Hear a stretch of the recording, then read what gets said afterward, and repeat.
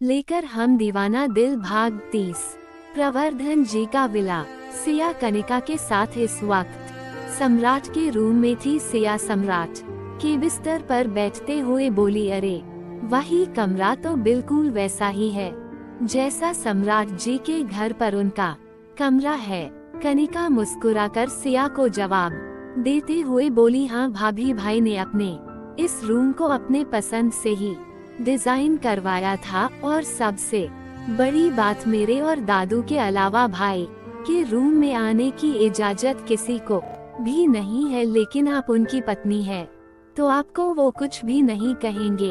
वैसे भाभी, आप भाई का गुस्सा कैसे झेलते हो? मतलब भाई आपके ऊपर ज्यादा गुस्सा तो नहीं करते? भाभी, आप भाई को यहाँ लेकर ना, क्योंकि बड़ी माँ भाई के इंतजार में कब से उनकी राह निहार रही हैं। सिया कुछ बोल पाती उससे पहले ही दादाजी वहाँ आकर कनिका से बोले, कनिका बेटा, अपनी भाभी से बाद में बातें कर लेना और अभी सिया बहू को आराम करने दो और जाओ सिया बहू के लिए कुछ खाने के लिए लेकर आओ। कनिका अपना सर हाँ में हिलाकर रूम से बाहर चली जाती है। प्रवर्धन जी सिया से बोले, सिया बेटे, छाया बहू की बात का बुरा मत मानना, उसका नेचर ही ऐसा है, बस उससे दूरी बनाकर रखना बेटा। सिया प्रवर्धन जी को जवाब देते हुए बोली, आप फिक्र नहीं कीजिए दादाजी, जो भी यहाँ टेढ़ा है हम मुंह को सीधा कर देंगे। सिया नाम है हमारा, डरते तो हम कौनों से नहीं है। जब आपके राक्षस पोते से नहीं डरते हम, तो चुड़ैल छाया चाराई से हम काहे डरेंगे। सिया की बात सुनकर प्रवर्धन जी हंसते हुए बोले, बेटा कहाँ से इतने अच्छे नाम सोचकर लाती हो? अच्छा है, छाया को भी सबक सिखाने वाला कोई तो आया इस घर में, वरना सम्राट के अलावा और हमारे अलावा वो किसी से नहीं डरती। शाम का वक्त। सिया आराम से टेरेस पर झूले पर बैठी हुई स्नैक्स खा रही थी और कनिका उसके पास बैठकर उसे अपनी फैमिली के बारे में बता रही थी। तभी वहाँ पर एक 22 साल का लड़का आता है। वो सिया को गुस्से में घूर रहा था। उसी लड़के के पीछे पीछे 20 साल का एक लड़का और आता है। वो पहला वाला लड़का जो कि सिया को गुस्से में घूर रहा था, वो सिया से गुस्से में बोला, तो तुम हो वो जिसने मेरी मॉम की इंसल्ट की? तुम्हारी हिम्मत कैसे हुई मेरी मॉम से बदतमीजी करने की? उस लड़के की बात सुनकर सिया को समझते देर नहीं लगती कि वो लड़का छाया और अभिलाष का बेटा और कनिका का भाई है।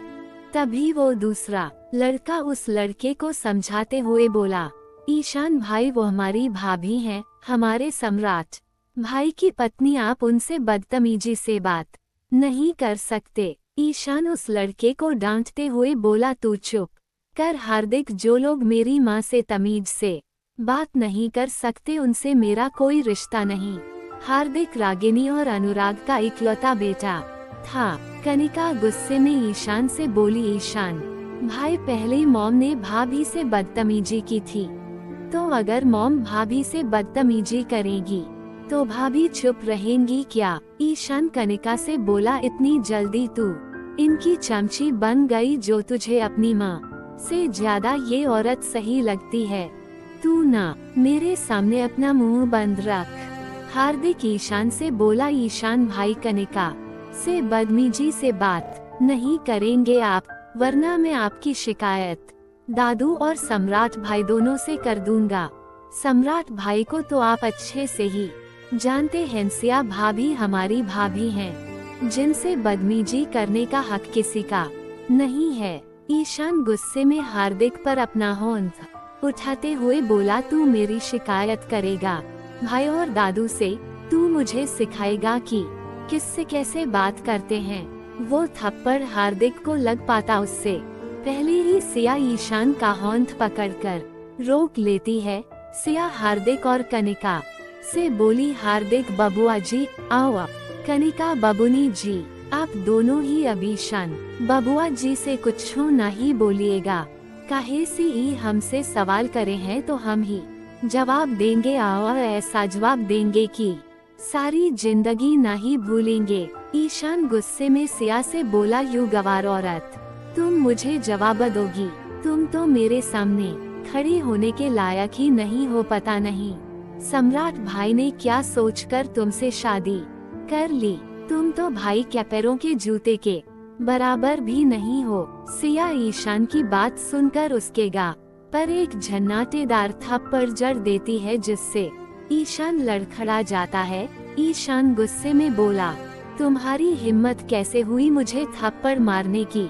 सिया ईशान के दूसरे गाल पर भी थप्पड़ रसीद करते हुए बोली, ऐसे हिम्मत हुई तुमको थप्पड़ मारने की? तुम्हारा हिम्मत कैसे हुआ ईशान बबुआ जी हमसे बदतमीजी करने का? उका है ना हमको तुम्हारा जैसे बदतमीज को तमीज सिखाना आता है, अपनी औकात नहीं भूलना बबुआ जी। काहे से तुम ठाकुर सम्राट सिंह चौहान की पत्नी सिया सम्राट सिंह चौहान के सामने खड़े होकर बदतमीजी कर रहे हैं? तो जब हमारे नाम के आगे सम्राट जी का नाम लगा हुआ है तो हमारी औकात तुम्हारी औकात से कई ज्यादा है ईशान बबुआ जी।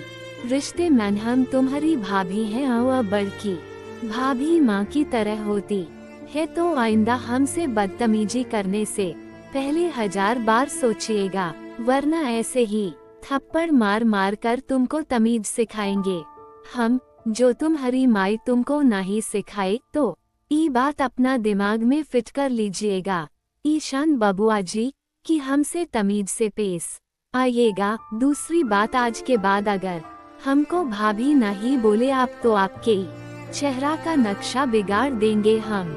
रही बात सम्राट जी की कि वो हमसे काहे ब्याह करे, तो हम अभी कनिका बबुनी जी के फोन से सम्राट जी को फोन करके सारी बात बता देते हैं, पर फिर सम्राट जी देंगे तुमको अच्छे से जवाब। तभी रोहन वहां आते हुए बोला, सिया जी मैं भाई को फोन मिला देता हूँ और उनसे ईशान की बात करवा देता हूँ। क्यों ईशान, सही कहा ना मैंने?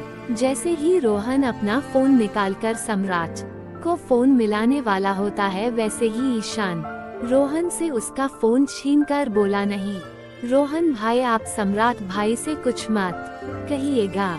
रोहन अपनी एक आईब्रो रेस करके बोला, अगर तू चाहता है कि मैं तेरी शिकायत सम्राट भाई से न करूं तो चल अपनी बदतमीजियों की माफी मांग सिया जी से। ईशान सिया के पास आकर बोला, सॉरी मैंने जो भी बदतमीजी की आपसे। सिया ईशान से बोली, अरे ईशान बबुआ जी आपको ये नहीं मालूम का कि अपने से बड़का लोगों से माफी कैसा मांगते हैं? जरा अच्छे से हमारे पैरों में गिरकर अपने कान पकड़कर माफी मांगिए। दूसरी बात, भाभी बोलिए हमको ईशान बबुआ जी। ईशान को सिया के ऊपर गुस्सा तो बहुत आ रही थी, लेकिन वो कुछ सिया को बोल नहीं सकता था, वरना सम्राट पता नहीं उसका क्या करता। ईशान सिया के पैरों में बैठकर अपने कान पकड़कर बोला, भाभी मुझे मेरी बदतमीजी के लिए माफ कर दीजिए, मुझसे गलती हो गई, अब आपसे कभी भी बदतमीजी नहीं करूँगा। सिया ईशान का कॉलर पकड़कर उसे उठाते हुए बोली, अब आए तुम लाइन पर ईशान बबुआ जी, अगर तुम दोबारा हमसे बदतमीजी करे भी ना तो हमको अच्छे से तुमको तमीज सिखाना आता है, उसका नजारा तो तुम हमारा थप्पड़ खाकर ही देख चुके हैं। चलिए अब जाए यहाँ से। ईशान चुपचाप वहाँ से चला जाता है। ईशान को जाता हुआ देखकर हार्दिक खुश होकर बोला, अरे वाह भाभी आपने तो कमाल ही कर दिया, जो ईशान भाई दादू और सम्राट भाई के अलावा किसी से नहीं डरते, आपने तो उन्हें अच्छा सबक सिखाया। सिया हार्दिक को जवाब देते हुए बोली, का है ना हार्दिक बबुआ जी, टेढ़े लोगों को सीधा करना हमको अच्छे से आता है। अब हम यहाँ गए हैं तो जो जो यहाँ पर टेढ़ा है वो को सीधा करके जाएंगे हम ही से। फिर सिया भी वहाँ से चली जाती है, उसके साथ ही कनिका और हार्दिक भी चले जाते हैं। लेकिन रोहन सिया को जाता हुआ देख कर खुद से ही बोला, शायद नानू का फैसला सही था सिया जी, आपको यहाँ लेकर आने का। आप ही कुछ लोगों को सही रास्ते पर ला सकती हैं। लेकिन डर मुझे इस बात का है कि जब इस परिवार का एक और फैमिली मेंबर आपके सामने आएगा तब कैसे संभालेगी आप खुद को। सिया टेरेस से नीचे आकर सीधा अपने और सम्राट के रूम में चली जाती है, क्योंकि उसका मूड यहाँ आते ही पहले छाया ने खराब कर दिया था और अब उसके बेटे ईशान ने। सिया गुस्से में रूम में इधर उधर टहलते हुए खुद से बड़बड़ाते हुए बोली, इससे अच्छा तो हम यहाँ आते ही ना ही। कम से कम सम्राट जी इन लोगों की तरह बदतमीजी तो नहीं करते हैं हमसे, बस गुस्सा ही तो करते हैं। का जरूरत था हमको सम्राट जी से गुस्सा करके यहाँ पागल खाने में आने का। लेकिन गलती सिर्फ हमारा नहीं है, सम्राट जी का भी है, वो भी तो नहीं रोके हमको यहाँ आने से। लेकिन कोनो बात नहीं, जब हमारा शुभ कदम ही घर में पड़ ही गया है तो दोनों माँ बेटे का दिमाग तो सही करके ही जाएंगे। अब हम हमारा औकात दिखा रहे थे दोनों, अब हम उनका औकात दिखाएंगे कि सिया से उलझने का अंजाम का होता है। अगर हम भी चुड़ैल चाची छाया आवा उका बेटा ईशान को हवाई जहाज बनाकर ना उड़ाया ना, तो हमारा भी नाम सिया सम्राट सिंह चौहान नहीं। वहीं दूसरी तरफ कनिका और हार्दिक ने सिया और ईशान के बीच हुई झड़प को सारे घर वालों को बता दिया था। इस समय वहां पर छाया और ईशान नहीं थे, वो दोनों अपने रूम में थे। कनिका और हार्दिक की बात सुनकर अभिलाष ने कहा, चलो अच्छा है, सम्राट के बाद कोई तो इस घर में ऐसा आया जो ईशान और छाया को लाइन पर ला सके। प्रवर्धन जी ने कहा, अगर सम्राट को इसकी भनक तक लगी ना तो वो छाया के साथ साथ ईशान को भी सजा देगा। अभिलाष, फिर तुम ये देख नहीं पाओगे, इसलिए छाया और ईशान को समझाओ कि सिया बहू से दूर रहे। रोहन वहां आते हुए बोला, नानू आपको सिया जी की फिक्र करने की जरूरत नहीं है, वो ईशान और छाया मामी की बैंड अच्छे से जाने वाली हैं, बस अभिलाष मामा को तकलीफ न हो। मामी का हाल देखकर रोहन की बात सुनकर सभी हंसने लगते हैं, लेकिन ईशान के रूम में छाया सिया पर गुस्सा करते हुए बोली, उस गवार लड़की की हिम्मत कैसे हुई मेरे बेटे पर हाथ उठाने की, उसे तो छुएंगी नहीं मैं। ईशान गुस्से में अपनी मुट्ठी कसते हुए बोला, मॉम वो तो रोहन भाई सम्राट भाई को फोन करने वाले थे, इसलिए मैं चुप हो गया, वरना उस सिया को अच्छा सबक सिखाता मैं। सबसे बड़ी बात तो ये है कि वो सम्राट भाई की बीवी है, अगर हमने उसे कुछ भी कहा या किया तो ना जाने सम्राट भाई हमारा क्या हाल करेंगे। वहीं दूसरी तरफ चौहान मेंशन सम्राट का घर। सम्राट इस बात सोफे पर अपनी आंखें बंद करके अपना सर सोफे से टिकाकर बैठा हुआ था। उसे देखकर साफ पता चल रहा था कि वो कुछ देर पहले ही ऑफिस से आया है। सम्राट का अपने रूम में जाने का बिल्कुल भी मन नहीं कर रहा था, क्योंकि सिया के बिना उसका पूरा मेंशन सूना सूना लग रहा था।